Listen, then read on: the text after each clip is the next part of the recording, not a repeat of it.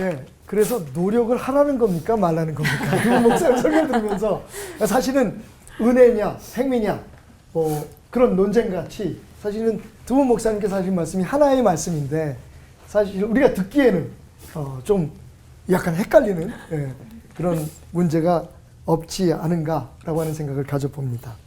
앤드류 머레이는 그의 저서 Humility, 겸손 혹은 낮아짐이라고 번역된 책에서 그가 참석했던 한 세미나의 강사의 말을 다음과 같이 인용했습니다. 그리스도인의 삶에 보장된 은혜와 축복은 마치 손을 뻗으면 잡힐 듯 하지만 잡을 수 없는 교만이라고 하는 두터운 유리 진열대 속 상품들과 같습니다.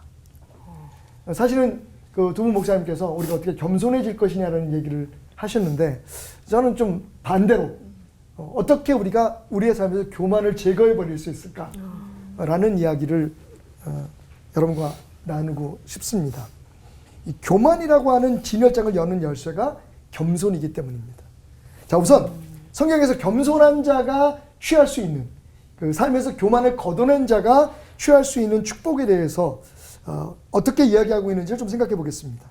역대하 7장 14절을 보면 겸손한 자에게 하나님은 사죄와 죄를 사해 주시는 것과 삶의 회복을 축복해 주신다고 말씀하십니다.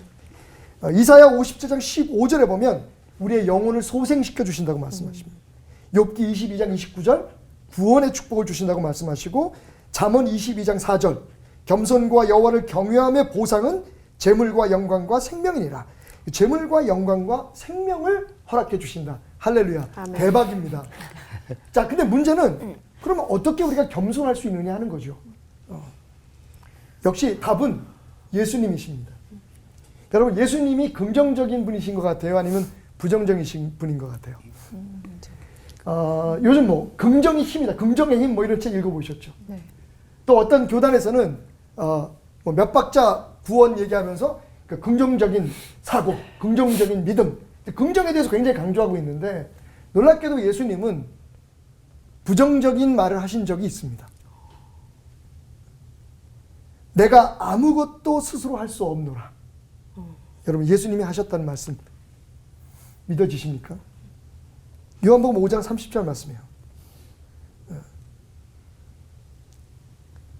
내가 듣는 대로 심판하노니 나는 나의 뜻대로 하려 하지 않고 나를 보내신 이의 뜻대로 하려 합니다.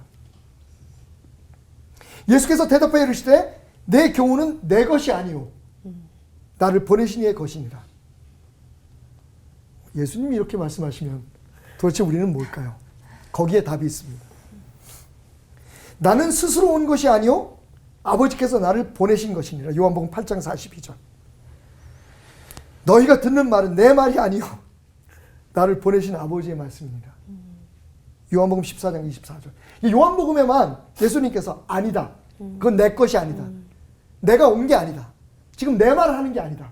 능력은 내가 행하는 능력이 아니다. 다 아버지께서 하신 것이고 주신 것이고. 사실 우리의 혼란이 어디서 오냐면요. 저는 무엇보다 먼저 이 겸손이라는 단어를 성경적 언어로 해석하고 있지 못한다는 데서 온다고 생각합니다. 가끔 정치인들이 하나님의 말씀을 잘 인용을 해요. 자기의 의도에 따라서 자기의 목적을 가지고 세상적인 돈으로. 우리가 겸손에 대해서 왜 혼란을 느끼냐면 이게 사람들에게 보여지는 태도라고 생각하기 때문에 그렇습니다. 예수님을 통해서 우리가 배우는 건 뭐냐면 하나님과의 관계입니다. 나는 아닙니다. 나는 못합니다. 나는 할 수 없습니다. 내 것이 아닙니다. 그게 겸손인 거죠. 그래서 민수기 12장 3절에는 이 사람 모세는 겸손함이 지면의 모든 사람보다 더하였다. 온유함이라고 혼용해서 말하고 있습니다만. 아니, 모세가 겸손했다고요? 근데 성경은 모세가 겸손했다고 말합니다. 무슨 뜻일까요? 모세의 능력이 어디서 왔습니까? 지팡이요? 아닙니다. 그의 무릎 꿇음에서 왔고 눈물에서 왔습니다. 하나님, 나 못합니다. 내게 맡기시면, 나 혼자 가라고 하시면 나는 할 수 없습니다. 하나님 같이 가주십시오. 하나님 살려주십시오. 제가 신비로운 신앙 언어 사전을 지금 쓰고 있는데요. 부족하지만 이 겸손이라는 말은 사람 앞에 어떻게 보여지느냐가 아니라 하나님 앞에서 내가 어떤 태도를 가지고 사느냐, 그것이 답인 것 같습니다. 너희 안에 이 마음을 품으라 곧 그리스도 예수의 마음이니 그는 근본 하나님의 본체시나 하나님과 동등됨을 취할 것으로 여기지 아니하시고 오히려 자기를 비워 종의 형체를 가지사 사람과 같이 되셨고 십자가에 죽으심이라. 여러분, 겸손은 하나님 앞에서의 태도입니다. 그 겸손을 우리가 갖게 될 때에 세상 사람들 앞에 온유하게 그리고 겸손하게 보여질 수 있는 것이 아닐까요? 겸손, 하나님 앞에서 나를 부인하는 것.